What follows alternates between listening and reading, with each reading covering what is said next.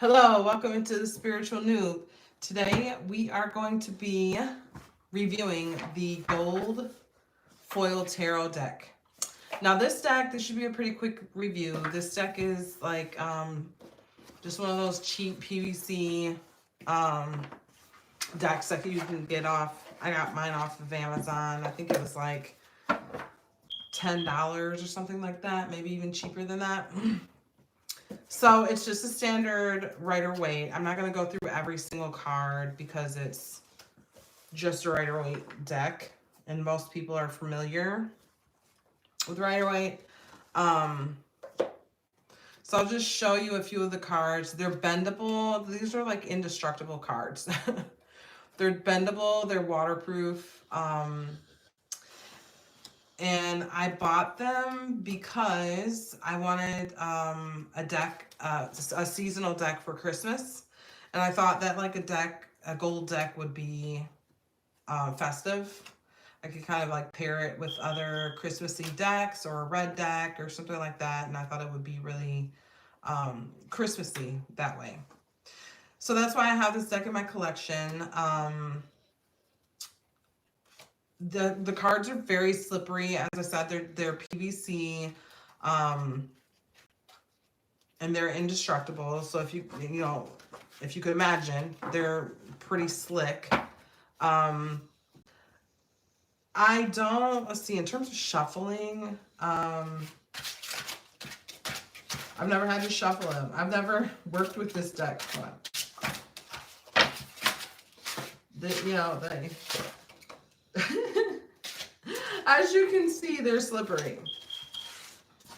They're slippery. So I don't know what, I mean, you could fan them out. I'm afraid to riffle shuffle because I feel like they'll go everywhere. I would probably fan them out just to keep them under control. Because I'm not sure. I mean, I guess I could try to practice with them and learn how to overhand shuffle them in a way that I don't spill them everywhere. But yeah, I mean, it's just a cheap deck. There's nothing significant about it. I mean, I don't know. It might even be just nice to kind of use it as significators. Like for me, I do pick a card readings online, if you're unaware. So it might be just a nice thing to have significators at the beginning of the pick a card readings. That might be something I would do. I'm not totally sure that this is like a functional deck because as you can see, it's pretty hard to shuffle. And I wanted to talk about the guidebook because when I watched a deck review on this deck, they had noticed some things in the guidebook. So first of all, I guess there are upright and reverse meanings. Let me just pick a random card and see. She says she looked at a card that was kind of funny, the meaning of it that they had put down. So Page of Cups, a fair, pleasing, somewhat affectionate page, of studious and intent aspect. This writing is it's a little.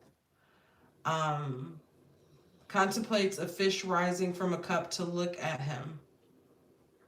Divinatory meanings for a fair young man, one impelled to render service and with whom the querent will be connected.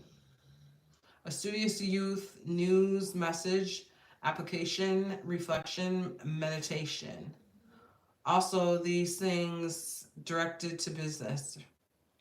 Reversed, taste, inclination, attachment, seduction, deception, artifice. So that's the Page of Cups. So yeah, the guidebook isn't like super in depth. I doubt that many people will be using the guidebook to try to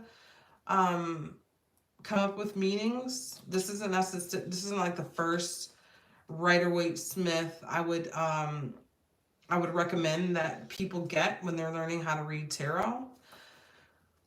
So yeah, for me, it serves its purpose. I think the gold foil will look really nice. I haven't used it at Christmas time yet. I bought this deck a few months ago. I actually wasn't doing tarot online at Christmas time. So I kind of skipped Christmas season, as far as my online presence.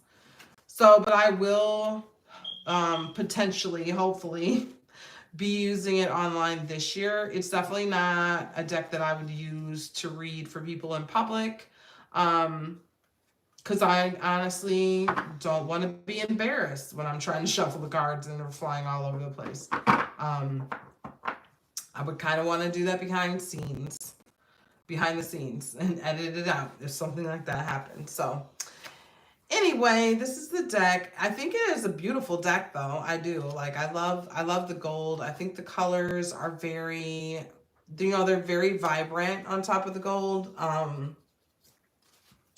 I know my finger is over it.